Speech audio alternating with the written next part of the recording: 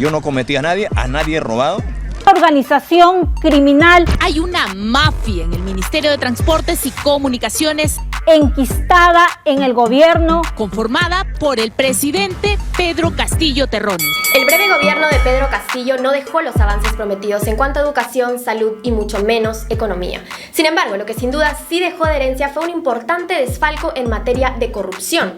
Según ha confirmado el contralor Nelson Schack en una entrevista para el diario El Comercio, el gobierno nacional perdió 10 millones de soles producto de la corrupción en 2022. Y de este monto, el 90% se concentró tan solo en el Ejecutivo. No podemos olvidar que lo que motivó el fallido intento de autogolpe de Pedro Castillo aquel 7 de diciembre fue el intento desesperado por esquivar las acusaciones de corrupción que le tenían cada vez más acorralado.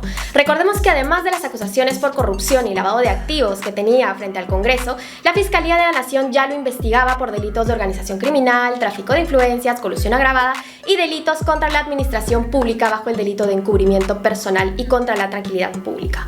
¿Pero qué impacto ha tenido todo esto en el Perú? Según el último informe del Centro de Investigación de Economía y Negocios Globales Science-ADEX, la pérdida económica que dejó el gobierno de Castillo equivale a más de lo que hubiera costado pavimentar una carretera Tumbes-Tacna, construir 525 colegios, 88 hospitales y 3.674 comisarías en todo nuestro país. Sin embargo, más allá de todo este perjuicio, hasta ahora no habíamos reparado en la magnitud del alcance que tuvo esta corrupción en nuestras entidades estatales.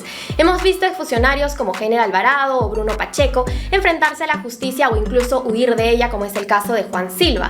Pero según ha advertido el Contralor, todos estos personajes ya conocidos no son los únicos, pues el número total de funcionarios públicos vinculados a casos de corrupción en el 2022 son 2.530, un número significativamente más alto al que ya se tenía en 2021 de 1.870. Esto demuestra que la justicia peruana aún tiene un largo trecho por recorrer para lograr que todos aquellos involucrados en casos de corrupción paguen por los desfalcos que han ocasionado al país.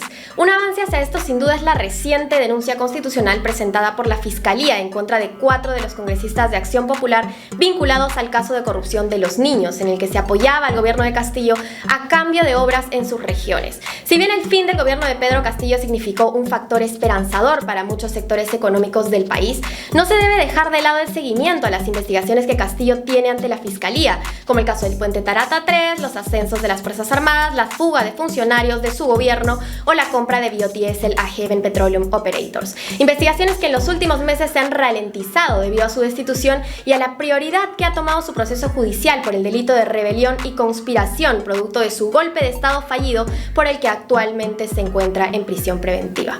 Pero cuéntame tú, ¿qué opinas sobre todo este entramado de corrupción que nos dejó el gobierno de Pedro Castillo? Déjamelo en los comentarios.